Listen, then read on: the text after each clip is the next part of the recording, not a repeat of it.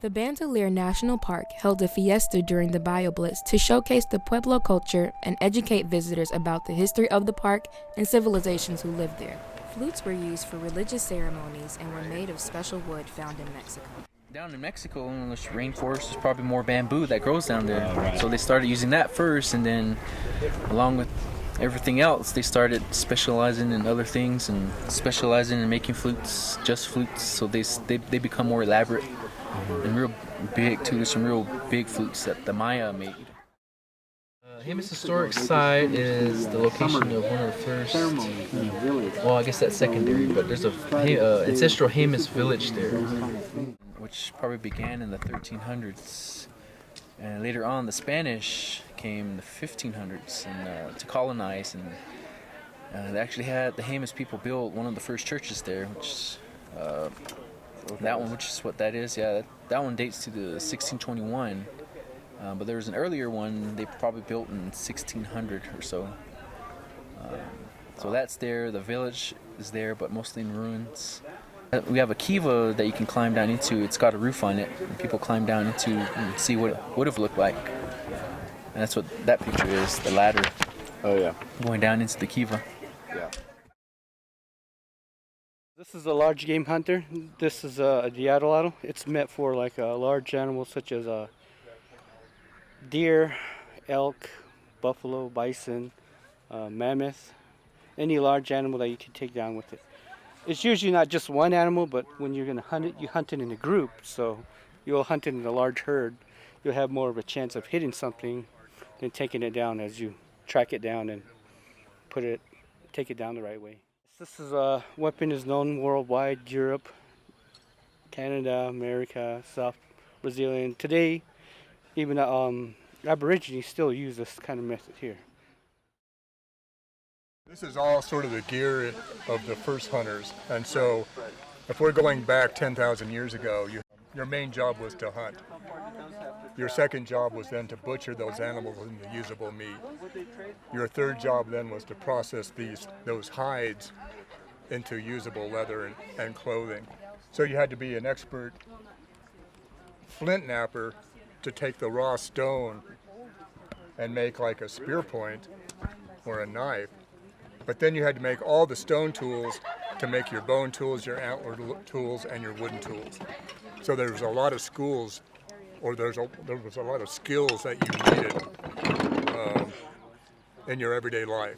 Today we are sort of privileged in that we can just go to Home Depot and buy our tools, go to the grocery store and buy our food, and we don't have to think about where do I go to get obsidian. So even if you're here in Bandelier where the Jemez is right there, it's still a day's walk to go up there, get your obsidian, bring it back, make your tools, and then start making your bows or splitting your elk antler bone in order to make the wide range of antler tools like a comb,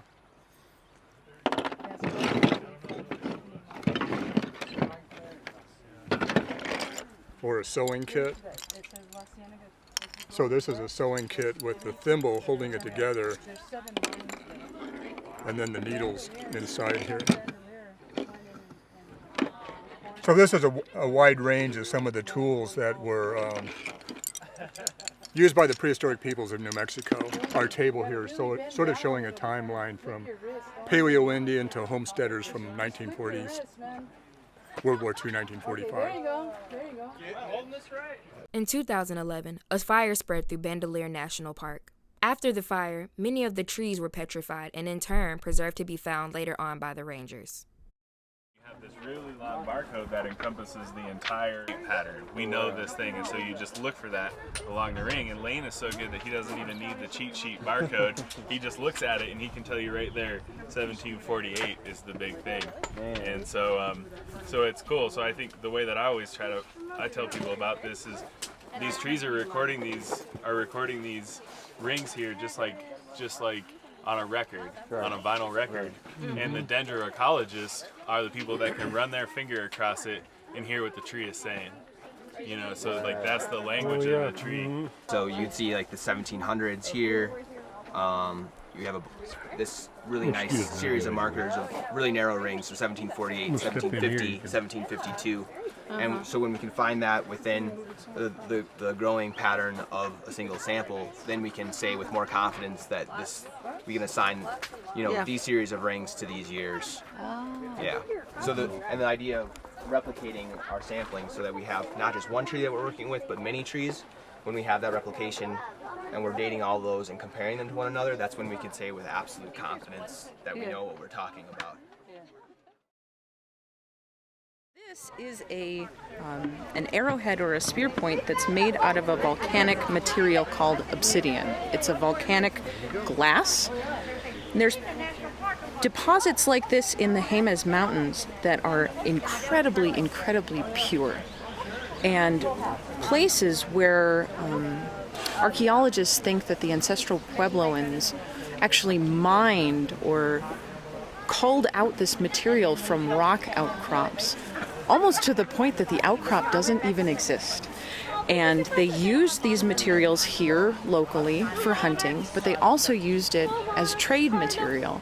And there's evidence for Jemez Mountains obsidian all over the New Mexico and the Plains States areas, in Colorado, in Kansas, in Oklahoma and Texas, as far north as North Dakota. So it's a very wide-ranging and useful material. It's incredibly, incredibly sharp.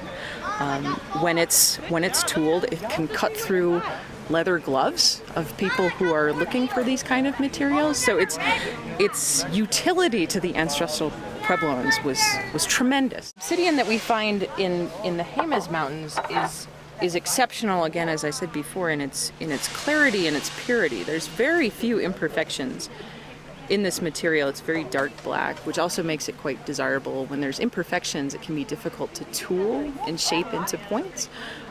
So the more pure the obsidian, the better refinement that the ancestral Puebloans could get on the sculpting and the crafting of their tools. So that's what makes this material from our little backyard here just that much more desirable.